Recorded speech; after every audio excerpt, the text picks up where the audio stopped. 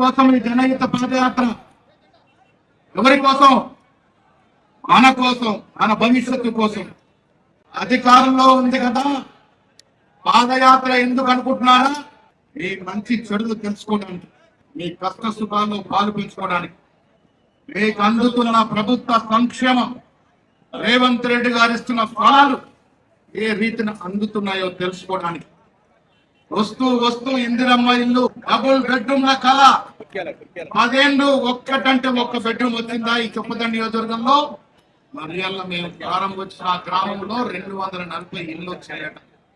లోపలికి పోయి జిలేబీ తిన్నాం, చాయ్ తాగినాం, ఆ భాగ్యమ కళ్ళలో ఆనందం చూసినాం, ప్రారంభోత్సవం చేసుకున్నాం.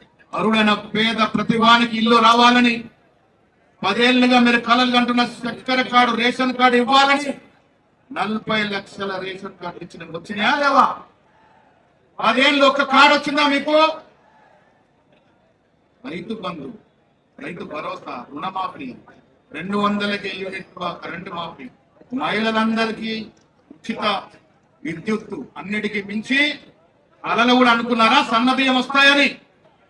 మరి ఇవన్నీతో అందుతున్నాయి కాబట్టి, మీరు సంతోషంగా ఉన్నారు కాబట్టి, మీ సంతోషంలో భాగం పంచుకోవాలి కాబట్టి నేను మీనాక్షి మేడం ఇక్కడికి వచ్చినాం.